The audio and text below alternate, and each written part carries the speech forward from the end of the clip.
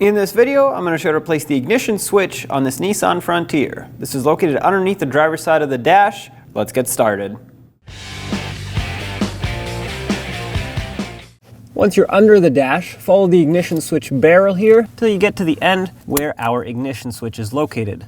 I'm pressing up on the center tab with my pocket screwdriver to unlock the connector, and I'm going to pull back on it to unplug it. With it unplugged, you can see two Phillips head screws that we have to remove to get this out.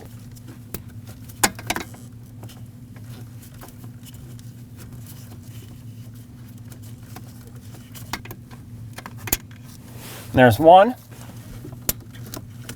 I know this isn't a Phillips, but it's a very small flathead. It's my little pocket screwdriver, and it's the only thing I can get to fit in here. And with that second screw out, you can pull the ignition switch right back. And there it is. Take the new one and line it up, and then press it into position, and we'll put the two screws back.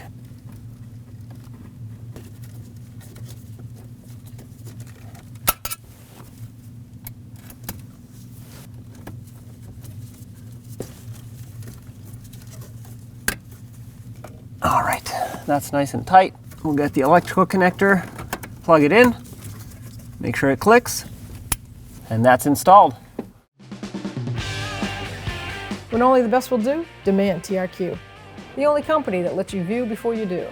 TRQ is committed to offering the highest quality aftermarket auto parts that are engineered for peace of mind.